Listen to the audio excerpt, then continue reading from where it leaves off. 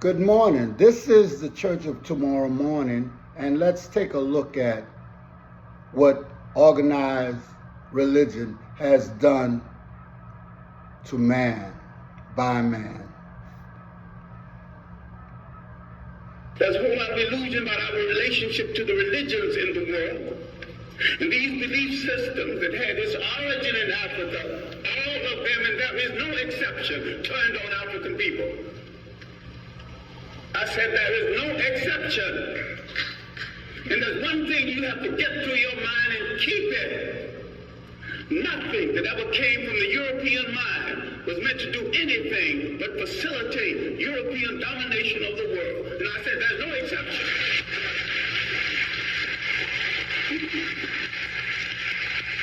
Everything that was brought into this continent, everything, every idea, every so-called religion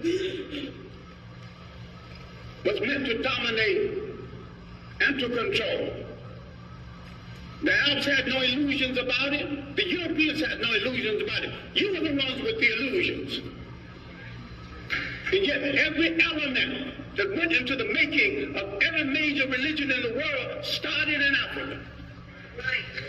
Why is it that you are so naive? You let people redress something that you invented, sell it back to you, and enslave you through it.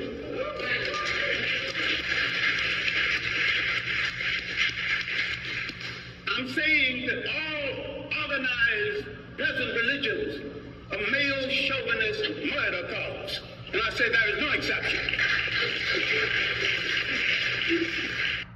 Christ. So, people ask me, do I believe in God? And my response to that is, no, I don't believe in God, because a belief is something that you accept without proof. I know that there is a creator, and I know that creator has manifested itself throughout time in our environment. What I don't believe is how this concept of the creator, of God, has been presented to us by those who are responsible for our enslavement. The very act of enslavement unqualifies someone to teach me about God. People ask,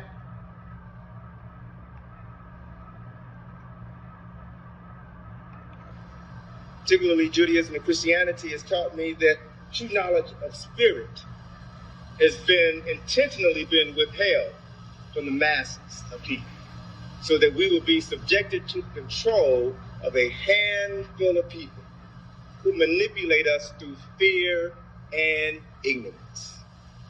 One of the greatest tricks ever played on humanity was to convince them that they only go around once in life, that you were born in sin, and somebody had to die to alleviate your sin, and that if you follow this person and their teaching, then you will spend eternity in heaven. And my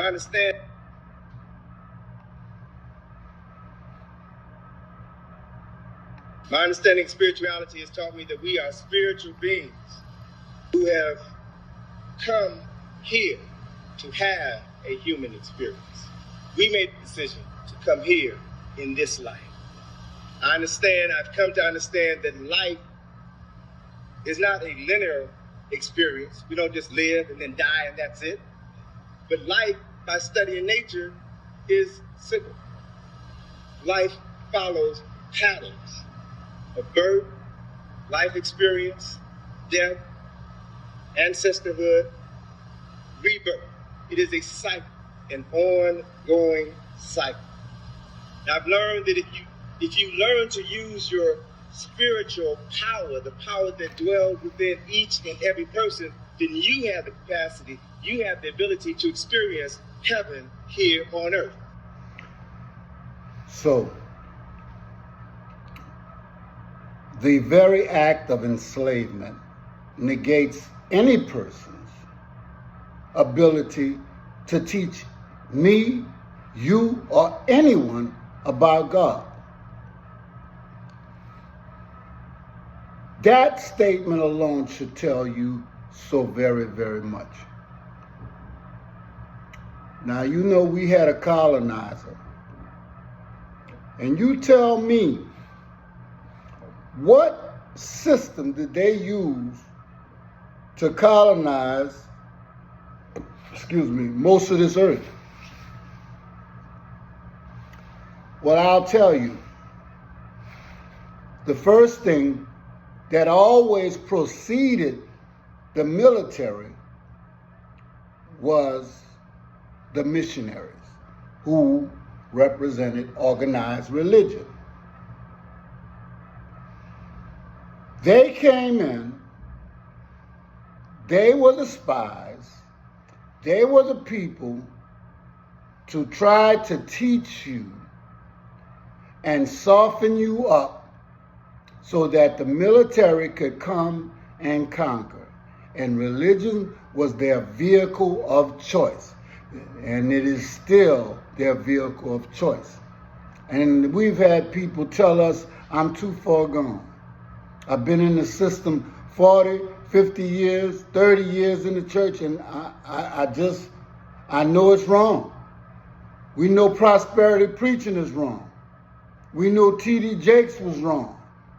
We know a lot of men who fell from the pulpit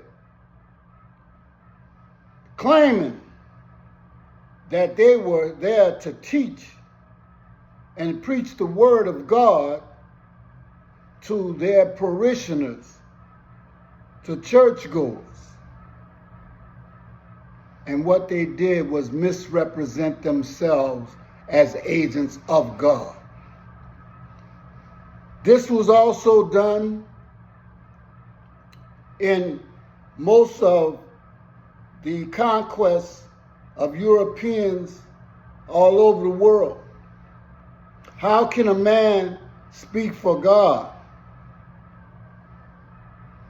and tell countries to go enslave other countries and indigenous people and be representative of the most purest thing on earth, which is the Spirit of God?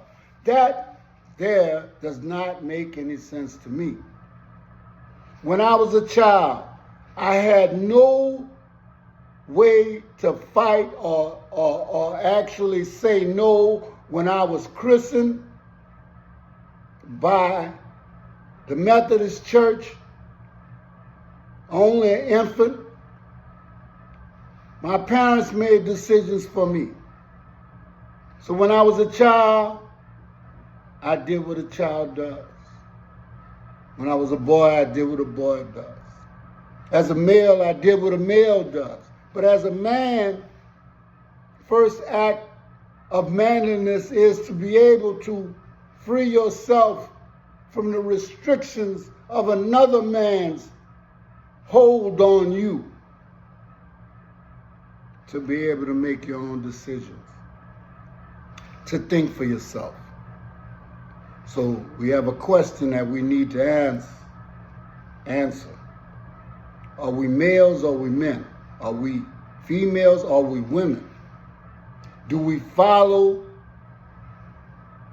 the sheep and get slaughtered, or do we decide to be men and women and walk the path to true freedom and liberty? Now, I tell you, there was a statement that I heard today, and it was something about any woman can, but it takes a hell of a woman not to. And this was from a celebrity, and she was talking about how most women act in Hollywood, but that someone questioned her about why she was never involved in any kind of sexual deviancy or maligned by the press or any of that. And her answer says, it takes a hell of a woman not to.